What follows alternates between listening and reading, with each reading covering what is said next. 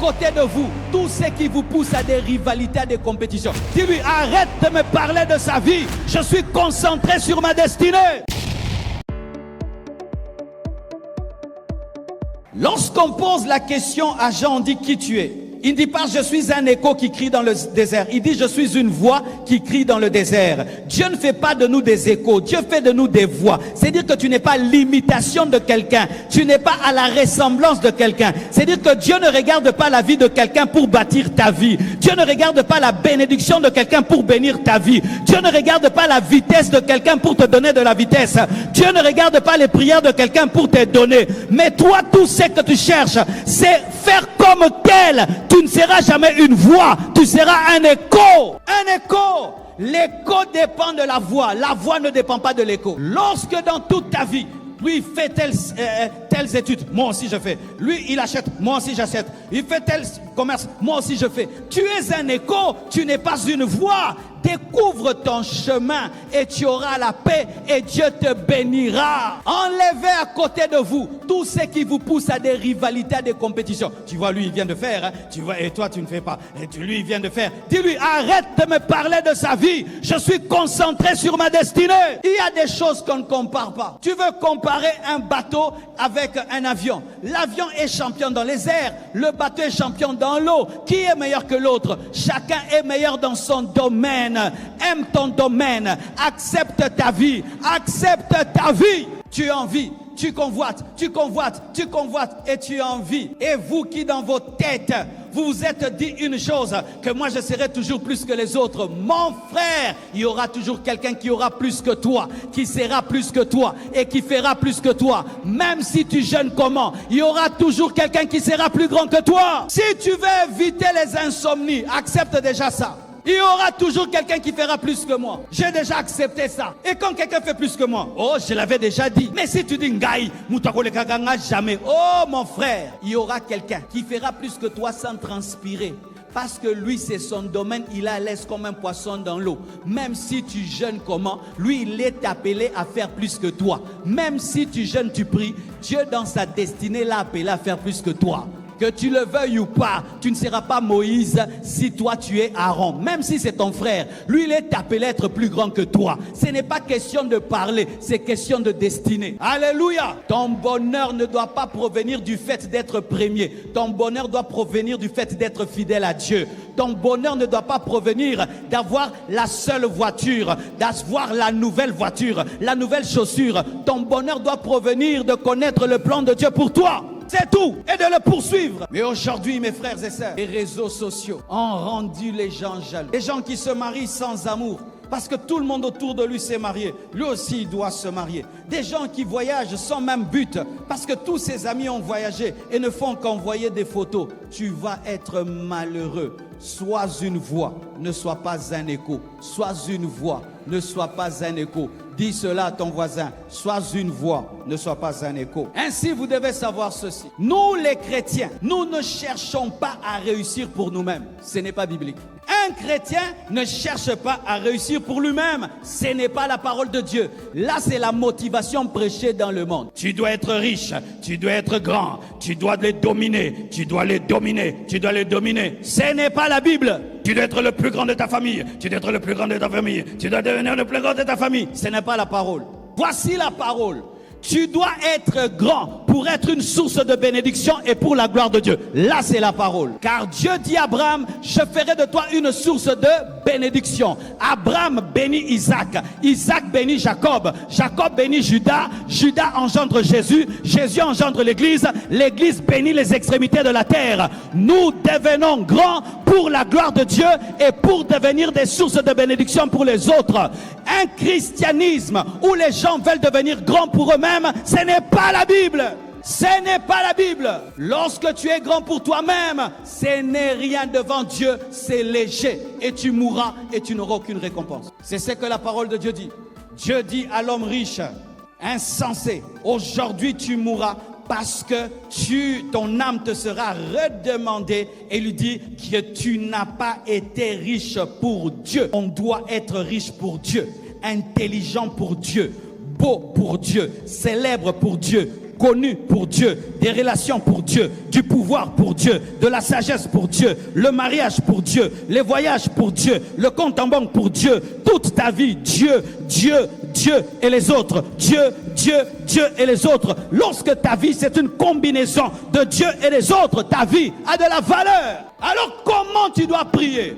Seigneur, pour ta gloire, élève-moi. Seigneur, pour les autres, bénis-moi. Dieu t'exaucera et Dieu te bénira. Et comme Dieu peut lire les motivations qui est dans le cœur, Dieu saura quand c'est vrai. Et si c'est vrai, la bénédiction te pourchassera. Elle te poursuivra parce que Dieu cherche un homme source, un homme porte, un homme connecté. Frères et sœurs, vous pouvez être à 10 000 personnes. Il n'y a que 2 personnes qui ont ce cœur. Vous pouvez être à 10 000 personnes. Il n'y a que 2 personnes qui réellement pleurent. Dieu, regarde comment les sorciers, les magiciens sont devenus grands dans ce monde. Je vais être grand pour toi. Et lorsqu'on me posera la question, comment tu l'es devenu? Je veux dire, ce n'est pas la magie, ce n'est pas l'occultisme, ce n'est pas la franc-maçonnerie, c'est Dieu qui m'a élevé, c'est Dieu qui m'a béni, c'est Dieu qui m'a donné la sagesse. Dieu cherche un homme qui sera un panneau publicitaire de sa sagesse, un panneau publicitaire de son intelligence, un panneau publicitaire de sa bénédiction. Et Dieu veut que tu puisses avoir ce cœur. Alléluia, alléluia. Va prier et dis: Dieu, je veux que sur cette terre, qu'on te connaisse au travers de ma vie. Je veux bâtir un immeuble. Quand on regarde, on dit c'est Dieu. Je veux que tu me donnes un avion. Quand on le regarde, on dit c'est Dieu. Je veux que tu me donnes une intelligence. Quand je parle, on dit c'est Dieu. Je veux que tu me donnes une beauté. Quand on me regarde, on dit c'est Dieu. Je veux que tu me donnes une force. Quand on me regarde, on dit c'est Dieu. Lorsque tu as de telles motivations, alors Dieu va entrer dans ta guerre, dans ton combat, dans tes défis. Mais si ton but, c'est moi, tu n'auras rien. C'est pourquoi tu pries, ça fait des années. Dieu ne t'a rien donné. Parce que Dieu ne se retrouve pas dans tes prières et dans tes motivations. Et alors, comment Dieu peut faire business avec toi s'il ne va pas trouver sa gloire dedans? Une bonne motivation, c'est lorsque tu acceptes d'être une source de bénédiction. Tu regardes les membres de ta famille et tu dis: Dieu, bénis-moi pour sortir ma famille de la pauvreté. Et Dieu te bénira. Tu regardes ton église, un chantier qui n'est pas fini. Si tu dis: Dieu, bénis-moi pour finir ce temple, et Dieu te bénira. Alléluia. Tu regardes ton pays, tu vois un grand pays comme celui-ci, les gens sont dans la misère. Tu dis: Seigneur, élève-moi pour changer ce pays, et Dieu te bénira. Si c'est vrai dans ton cœur, Dieu le fera. Mais si c'est faux, tu parleras, mais Dieu ne le fera pas. Je prie que Dieu vous donne des bons cœurs. Des bons cœurs où tu ne cherches pas les choses pour toi, mais tu les cherches pour Dieu.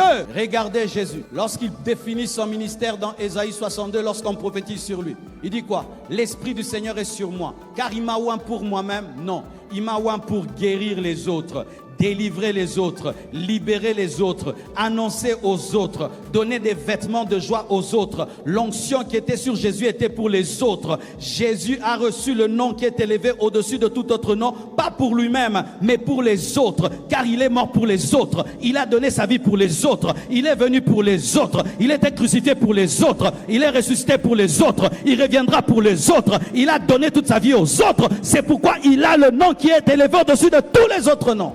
Les autres, donne-moi la main, donne-moi la main. Surtout nous les Congolais, nous devons apprendre à vivre pour les autres. Ce pays est par terre parce que l'autre ne compte pas. L'autre ne compte pas. Mes frères, je viens du Botswana. Au Botswana, les études sont gratuites jusqu'à l'université. L'hôpital, gratuit. Tu finis les études, on te donne un terrain avec 2 vaches. On te dit, va les élever. Le gouvernement te donne ça. Les dirigeants ne sont pas des multimillionnaires, mais le pays est multimillionnaire. Celui-ci travaille. Quand il finit, sans guerre, il laisse à l'autre. L'autre vient. Il ne détruit pas ce que l'autre a fait. Il ne change pas les noms des monuments. Il continue. Et l'autre vient, il continue. Et l'autre vient, il continue. Et l'autre vient, il continue. À Gaborone, ils sont à 150 000 personnes. Une capitale de 150 000 personnes. C'est-à-dire quand on remplit le stade, on a rempli tout Gaborone. Mais il y a des multimillionnaires dans ces pays-là, alors qu'ils viennent à peine de découvrir le diamant. Pourquoi rendre service aux autres? Ce pays-là, c'est comme l'Afrique du Sud. Mais pour y aller, mon frère, tu payes seulement le billet maintenant et tu décides et tu pars. Tu arrives à l'aéroport, on te donne le visa. On te donne le visa. Une hospitalité comme pas possible. Je n'ai vu aucun mendiant sur la route. Même pas un seul trou.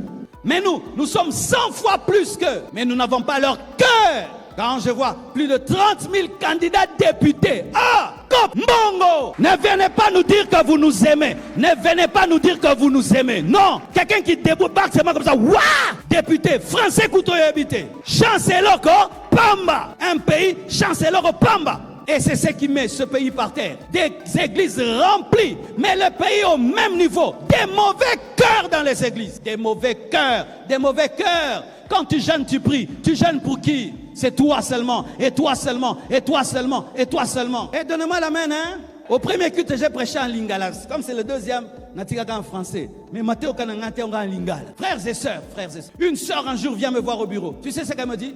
Pasteur, prie pour moi. Je vais aller en Australie, oublier toute ma famille. Ça fait 5 ans que j'ai prié pour elle. Jusqu'aujourd'hui, elle est à Kin. Est-ce que c'est les démons de blocage? C'est les démons de mauvais cœur. Les démons de mauvais cœur.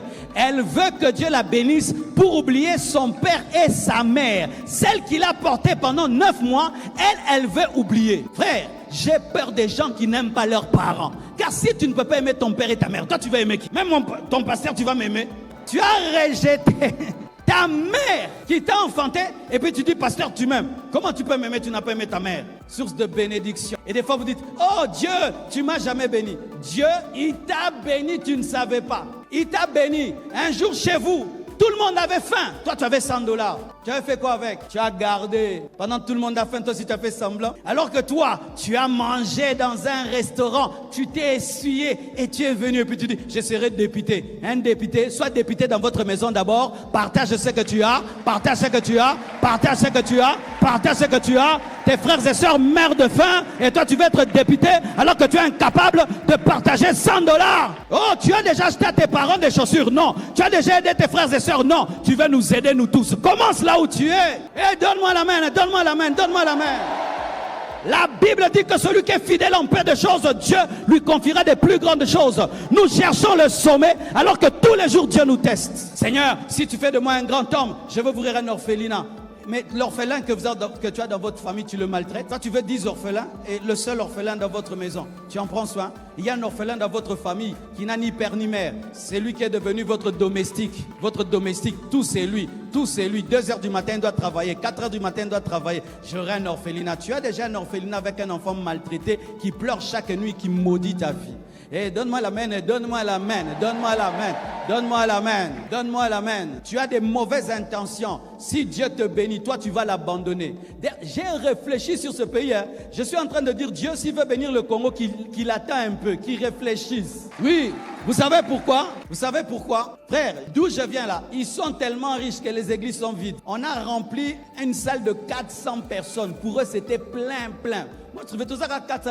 Pasteur, 400, et belé. Pourquoi? Ils ont tout. Le gouvernement est Dieu pour eux. Tu as faim, le gouvernement donne. Tu pleures, le gouvernement essuie tes larmes.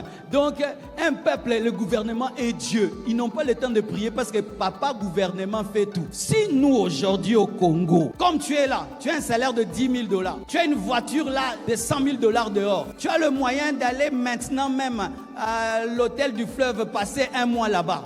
Tu auras le temps de venir à l'église. Déjà, vous avez des petits boulots, vous ne venez plus en semaine. Si Dieu nous bénissait comme les États-Unis, est-ce que les églises africaines vont se remplir ou les églises congolaises?